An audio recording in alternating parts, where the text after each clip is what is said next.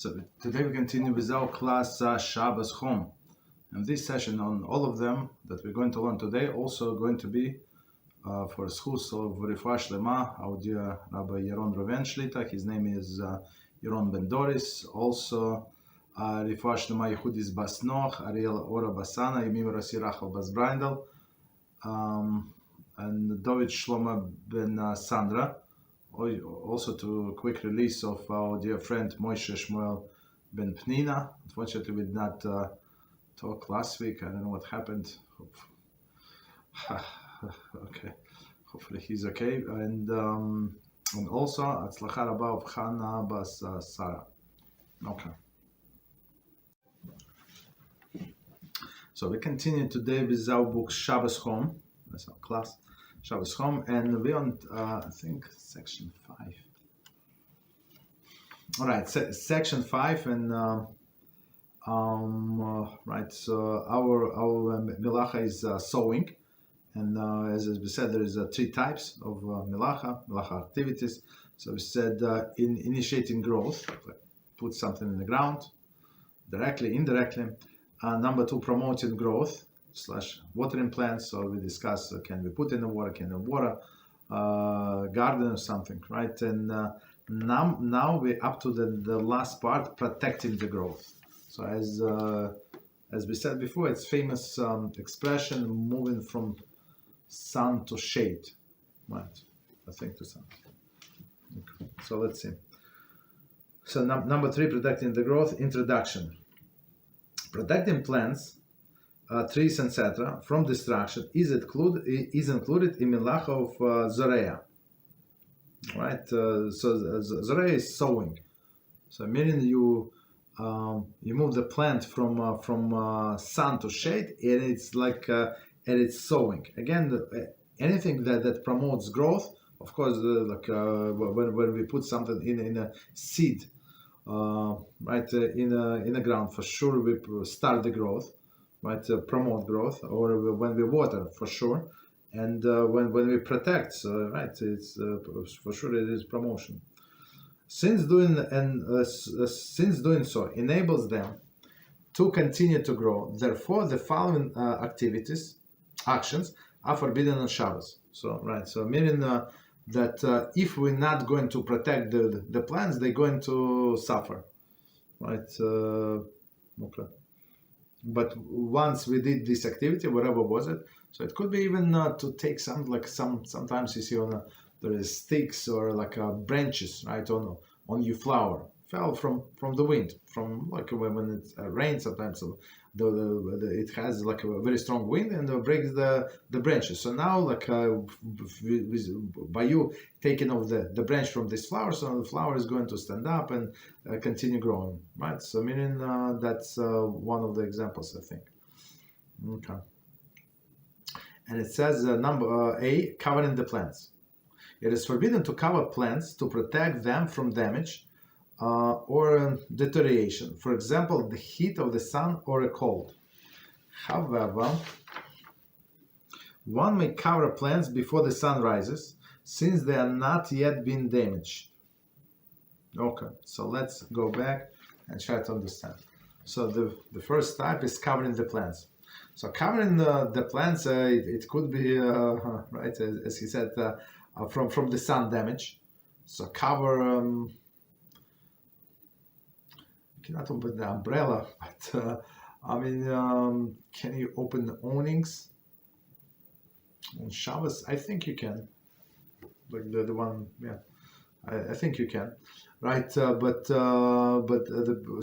if you move your plants before the sun, he said before the sun rises, but even before the sun got to that point, so meaning there is no danger of the sun burning your plants. So if you move them to under the tree or something, or in the house, so it would be no problem, right? But when it's already on under the sun, there is a problem, or during the cold. So if it's already cold, so you cannot do anything for a plant.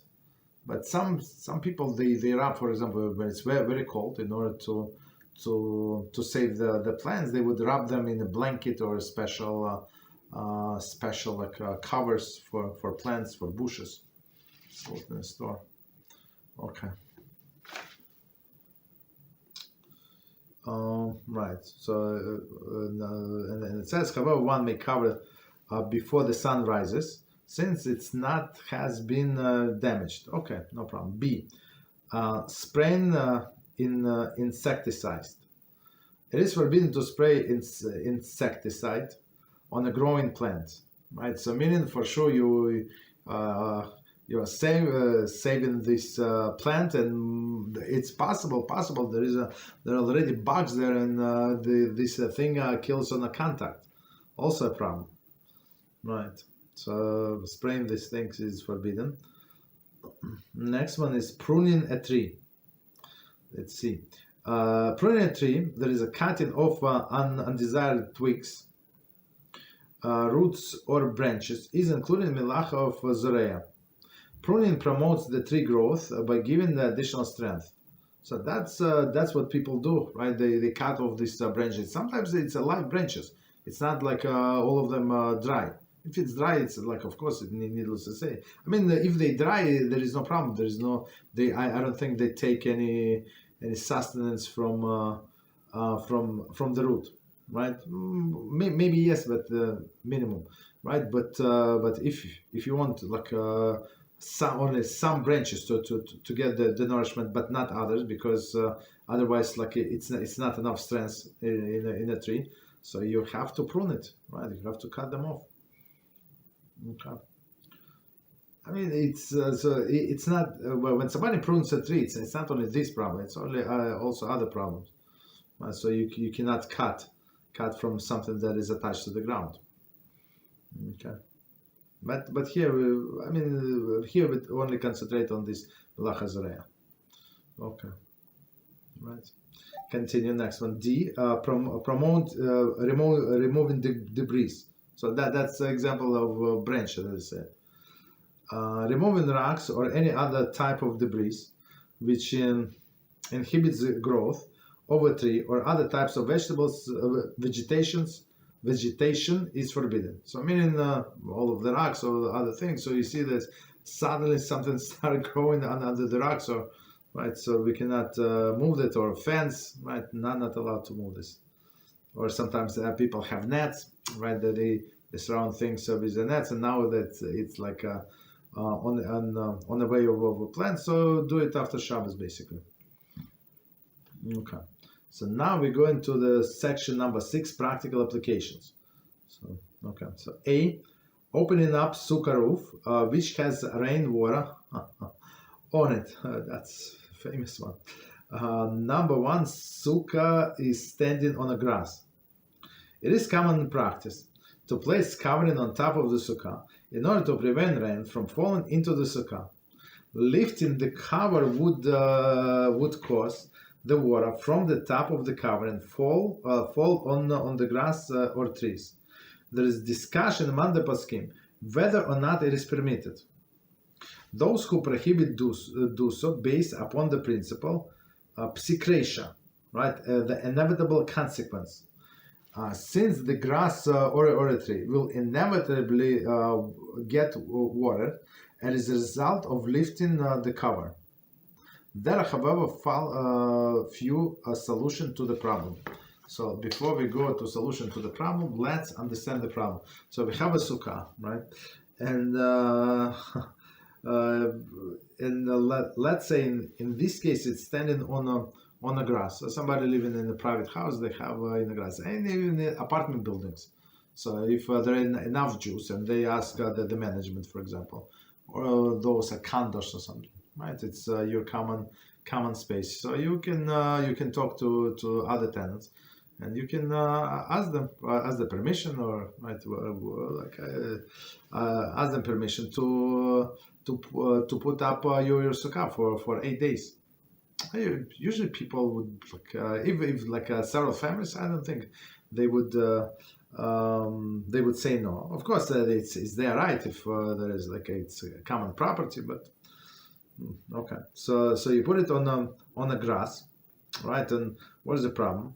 So when it's rain, you don't sit in Sukkah the whole day, even though it's proper to live in Sukkah and do all of the activities and sit, if possible, the whole day, right? You eat there, of course, you go to the bathroom in the house, but all other activities you can do in the Sukkah. You receive your guests, you sleep there. I mean, I'm talking about men. And other things, right? Everything you can do in the Sukkah, and it's proper to do so. Okay, so but when it's raining, so the skach, the roof of the sukkah, is made of bamboo. Some people in the west coast, we're on the east coast, so people on the west coast, they have palms, a lot of palms, and I think in Florida also, they have a lot of free palms, palm leaves. So they have like a frame, and they put the palm leaves like fresh. What could be better? But they could not be too very dense and stuff like that. But of course, as we understand, the water, like when it's rain, the water is going to go through. So if you live maybe in the Florida, like when it's rain and then it dries, like everything would dry in an hour or so, or maybe when you live in Los Angeles or Arizona or something like. Even if it rains, I'm not sure if it's rained very often in Arizona at that time, maybe not. But so meaning if it's going to dry very fast, there's no problem. But if you live in the east, right, in the east and the north and Canada or somewhere, so if it's going to rain, it's not going to dry because it's cold. It's cold at that time. So the water, so everything like inside is going to be wet. It's very nasty. Right, so like and you need to sit in the sukkah. So what do? We put the plastic, all right, the plastic cover on top, right? So, but of course the plastic is not tight, right? It's not tight, and the water is going to collect in this plastic, right? Like this on top of the roof. So you cannot sit in the sukkah when you have this plastic covering your sukkah, because sukkah is not going to be kosher. So in order to be kosher, it has to be covered with a scarf. There is we have bamboo, like some people have other things. Well, that doesn't matter. Something that is grown from the ground and was prepared for this specific purpose, right? So you must remove this plastic. So if you remove this plastic, and there is usually like a puddles of water in there. So if the water is going to go on the grass, so it's like you water in the grass. So I think one of the leniency that our poskim say that the grass is overwatered, like as it is. It was raining for an hour, so if it's a little, just a few drops of water, it's not a few drops, but even a little water, it's not going to help the grass grow. It's like it has more than enough water. It's like extra. So that's why, as I remember, some poskim a little lenient, but otherwise, it's not so simple. It's not so simple, especially when people try to open sukkah not right after the rain, like for example next day, or when everything got dried up, right, and you have a lot of collection of water in your plastic on the roof. So that's the problem. So if you spill this water on the grass, for sure it's promote the growth. Okay, so that's a little introduction. Okay. So let me just quickly. Right. So we said it is so those poskim who prohibit, they call it psikresha.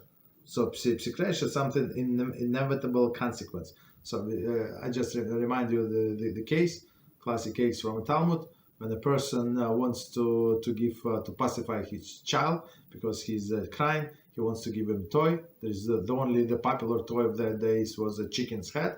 So there is no chicken head. Cat ate it. So the only way to get him a toy is from like a live chicken. So he wants to just to give him a toy, but he does not mean to kill chicken. Of course, it's not going to work. So it's inevitable that the chicken is going to die. So meaning this poskim that said it is forbidden. It is forbidden to remove this plastic, right? Because it's psikresha. People are going to water the lawn or the tree, whatever. The trees is not a good example, I think. I just thought about it. Bushes, yes, but trees not. Because you know what? Because you're not allowed to put the sukkah under the tree. For sure. So even if you if you take out the plastic, you're going to take out, and the water is going to spill right there next to the sukkah. So and sukkah cannot be next to the tree. Bushes, yes. Okay. Okay. So let's see. Continue. There are, however, a few solutions to the problem. A. Ask a non-Jew to open it. One is permitted to tell non-Jew to do a permissible action, lifting the cover, even though it will inevitably result in prohibited Melachah being performed watering the grass. Okay, so let's stop here and try to understand. So it's actually general concept. BeEzrat HaShem, one day we should learn this topic also. It's actually in this series. It's a separate book. It's not very thick. I don't remember how many pages, but it's very, very informative. So what things we can ask a non-Jew and what we cannot. So it's what we cannot. So here's a one good example, brilliant example. So I mean, explanations, very, very straightforward. So you can ask non-Jew, right, in a straightforward fashion. Why? Because you're not asking him Melachah that is forbidden to you for you to do. He can do it in forbidden fashion if he wants to, or it's going to bring for forbidden consequences for you, but the action itself is not forbidden. For example, if it was this plastic cover on top of the sukkah and there was no water, what is the problem? You can remove it, he can remove it, right? So that's first solution. So again, even though it will inevitably result in prohibited Melachah being performed. Okay. And plus this prohibited Melachah, again, it's not his intention, right? It's not your intention. It's not nobody's intention. So okay. So that's why it is allowed. So next one, second solution. Place a plastic cover on the ground in order that the water fall on it, right? Subsequently, the water rolls off the grass. Grass, it is permitted. This is based on the principle of Melachah performed through grama indirectly is permitted on Shabbos for the sake of the mitzvah. Since the watering of the grass in this case is done indirectly, for the water first falls onto the plastic and only then rolls onto the grass, the Melachah is permitted. In the event that neither of these solutions are practical, some poskim rule that if the grass is still wet, that's what I was talking about, from the rain, one is permitted to open the cover. Since the earth is still wet from the rain, the added water from the sukkah covering is not beneficial to the tree or grass, right? And opening the cover is therefore not forbidden. Okay, no, that's it. Okay, so let's try to understand what it says here. So second solution.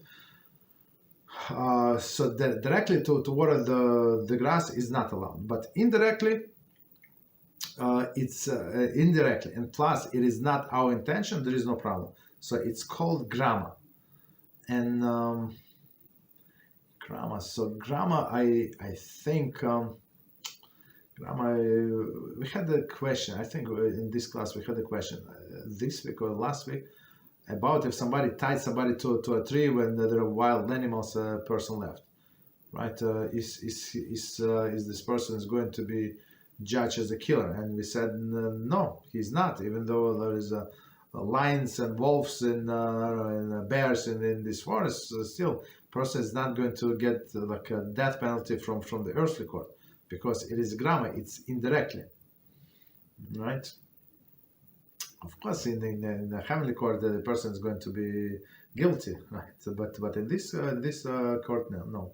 So basically, what he's saying, let's make it grama. How we make it grama?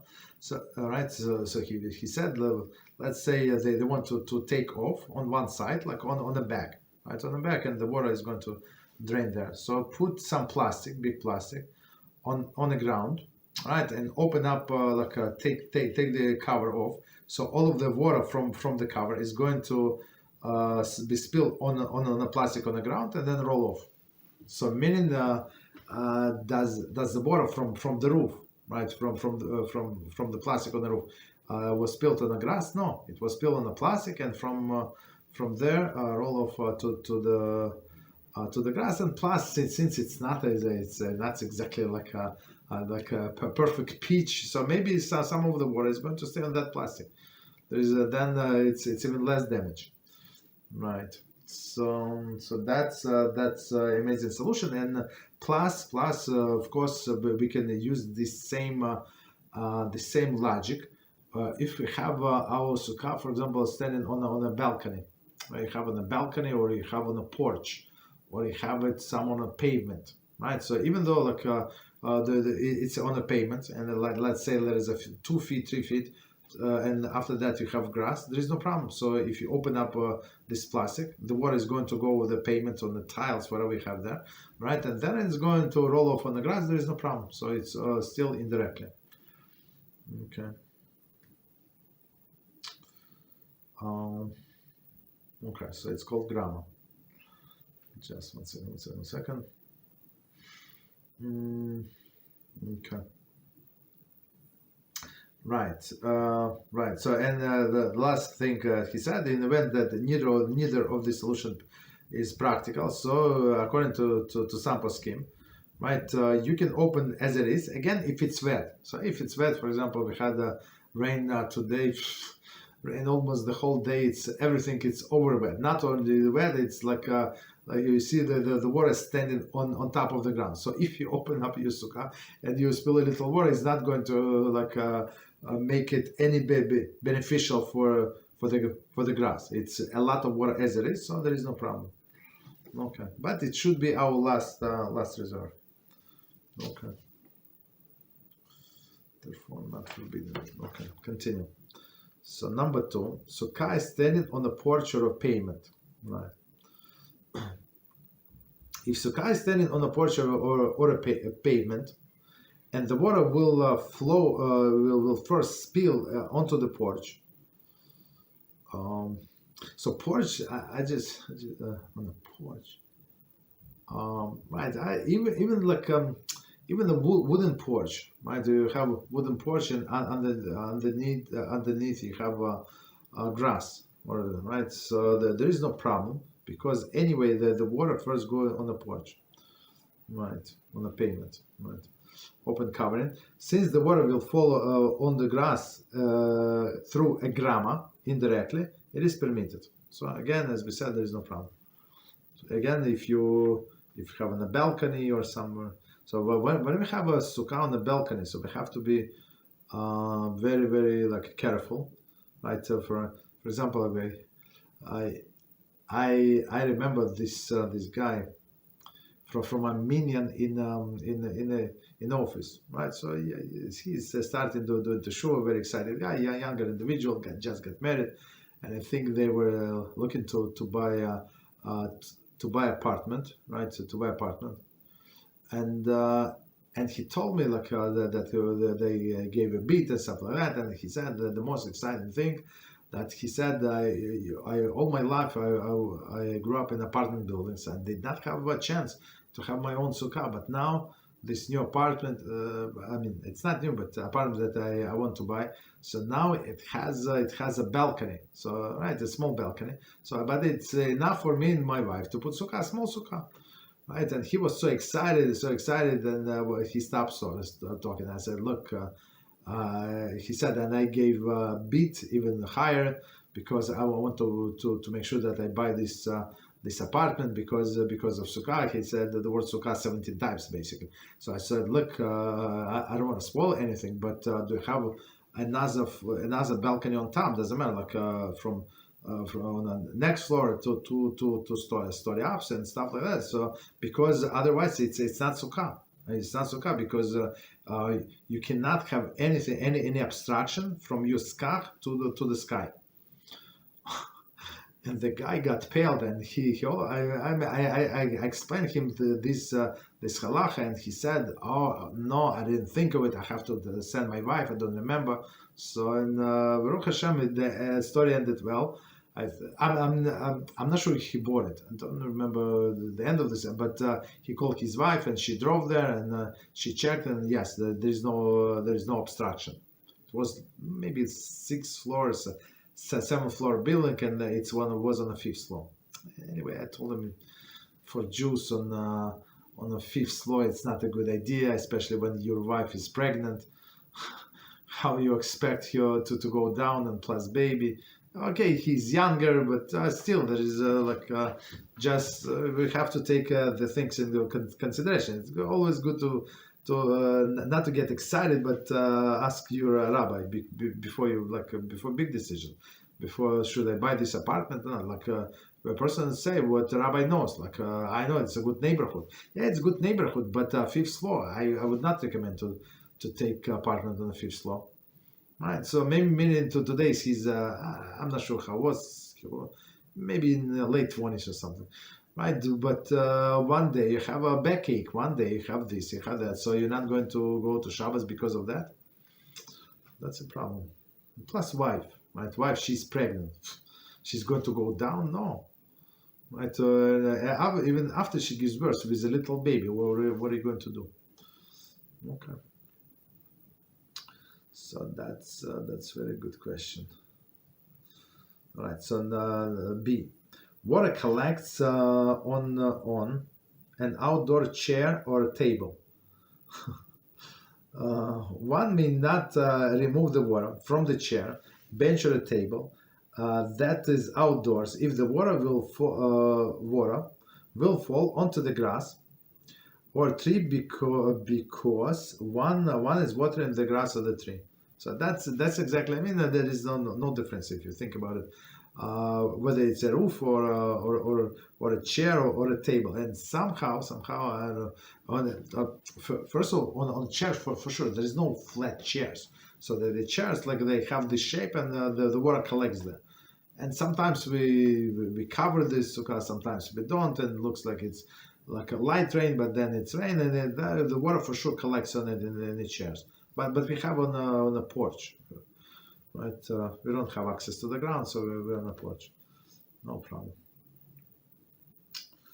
right? So there is no problem. And then plus on a table for sure, you would imagine, at least I would imagine, there's a flat table. But somehow it's not flat, and there is some puddles of water collects on the table. So if it would be a table or chairs on the grass, it would be forbidden for sure. I would say you can do it with just careful with a paper towels, right? Without squeezing. You can remove the water. Okay. So next one, septic tanks. Cesspool sewer. Okay. Causing water to flow from a septic tank, cesspool or sewer, directly into the plants or grass is included in Melachah of Zareya. Therefore, using a tank, using a sink or a bathroom that causes such water to flow is problematic. One should consult his halakhic authority for guidance. It's a very good question. So looks like the way I understand. I mean, we don't live in this area. It's somewhere the septic tanks in somewhere like in villages or something. For sure, out of town somewhere, right? Where we live, we have a sewer line, and that's it. So everything flows there. There is no problem. But here is the way it works. So it's from a septic tank, right? So meaning from your system, it goes to the septic tanks. The way I understand from this, and I saw it somewhere else as well. So the water, the clean water, goes on top, and it's goes into into your gardens. The way I understand, it's still going to smell. But I don't know. I don't know. But that's what it is. So it looks like it's not because of the overflow, but it's normal use. Okay. Normal use. Okay.